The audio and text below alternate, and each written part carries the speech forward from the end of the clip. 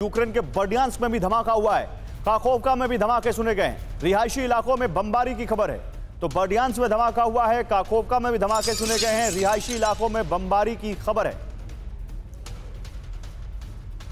रूस ने यूक्रेन के बर्डियांस्क में अटैक किया, बर्डियांस्क में धमाका हुआ, काखोवका में भी धमाके सुने गए।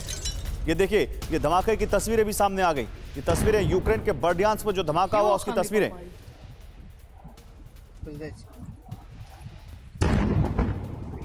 Йоханий бабай.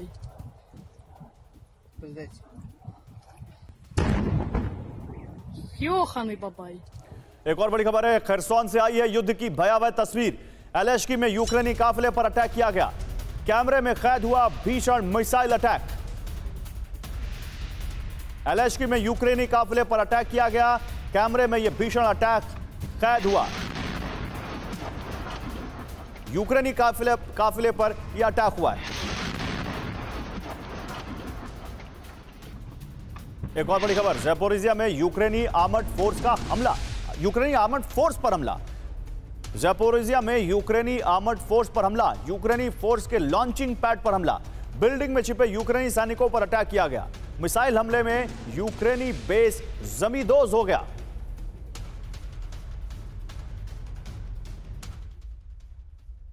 ये तस्वीरें देखिए, ये हम आपको दिखा रहे हैं कैसे यहां पर आप देख सकते हैं मिसाइल हमले में यूक्रेनी बेस जमींदोज हो गया। बिल्डिंग में छिपे हुए थे यूक्रेनी सैनिक, उन पर अटैक किया गया। यह यूक्रेनी फोर्स का लॉन्चिंग पैड था जिस पर रूस ने कुछ इस तरह से ज़ैपोरिज़िया में अटैक किया और उनका पूरा बेस जमींदोज कर दिया।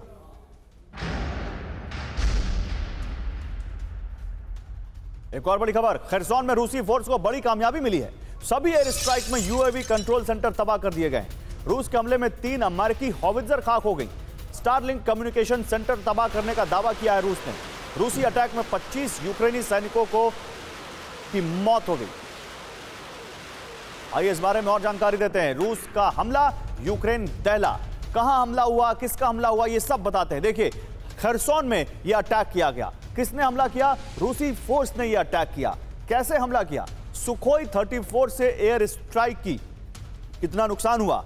दरअसल यहां पर एक यूएवी कंट्रोल सेंटर पूरी तरह से तबाह हो गया। एक स्टारलिंक कम्युनिकेशन सेंटर नष्ट करने का रूस ने दावा किया।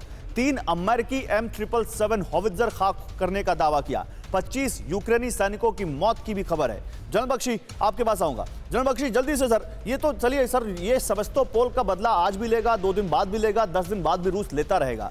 लेकिन सर, वो जो हम बात कर रहे थे कि ये वॉर, जो आपने कहा कि रूस अभी काउंटर ऑफेंसिव नहीं शुरू करते हुए दिख रहा है, तो अभी कितने दिन ये सब हम आपके हिसाब से होगा और कब एक डिसाइसिव मोमेंट इस वॉर का देखते हैं आप?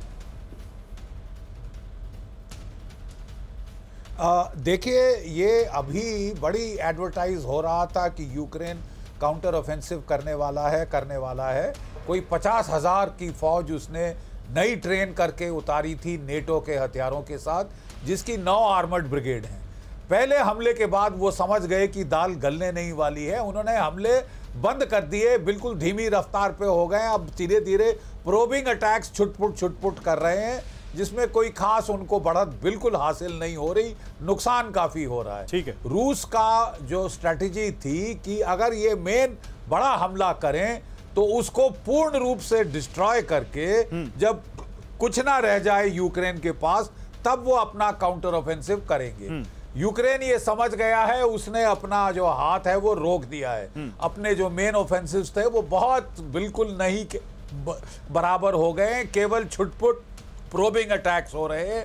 और अपने अमेरिकन पेट्रॉन्स, नेटो पेट्रॉन्स को दिखाने के लिए कहीं ना कहीं ड्रोन हमले करने की कोशिश कर रहा है, जो ज़्यादातर असफल हो रहे हैं। देखिए, आपने अभी बात हो रही थी क्लस्टर म्यूनिशंस की, क्योंकि मेन म्यूनिशंस खत्म हो गए हैं, इसलिए अमेरिका क्लस्टर म्यूनिशंस दे रहा है। एक ही बॉम्ब में 200-300 बॉम्बलेट्स हैं। क्यों? शॉर्टेज है एमुनेशन की, इसलिए क्लस्टर म्यूनिशंस दिए गए हैं। क्लस्टर म्यूनिशंस की प्रॉब्लम यह है कि बहुत सारी ये जो छोटी बॉम्बलेट है ये फटती नहीं, बाद में सिविलियन बच्चे, आदमी, औरतें जाके उन अपने हाथ पांव खो देते हैं, उनका नुकसान होता है, इसलिए ये बैन हो रहे हैं। इसलिए ये इस्तेमाल नहीं किए जा सकते। 2 तरह के क्लस्टर म्यूनिशंस होते हैं, एक एंटी आर्मर जो कि भारत के पास भी हैं। एंटी आर्मर मतलब वो अलग अलग जो क्लस्टर म्यूनिशन के बॉम्बलेट्स हैं वो ऑटोनोमसली गाइड होते हैं टैंकों के ऊपर, बख्तरबंद व्हीकल्स के ऊपर। लेकिन ये हैं एंटी पर्सनल क्लस्टर बॉम्ब, ये ऐसे ही फट के वहां सब जगह बिखर जाते हैं। नहीं, आधे फटते हैं, आधे नहीं फटते। बॉम्ब दिया और जो नहीं फटते, सर डिसाइसिव मोमेंट क्या दिखता है आपको, कब तक?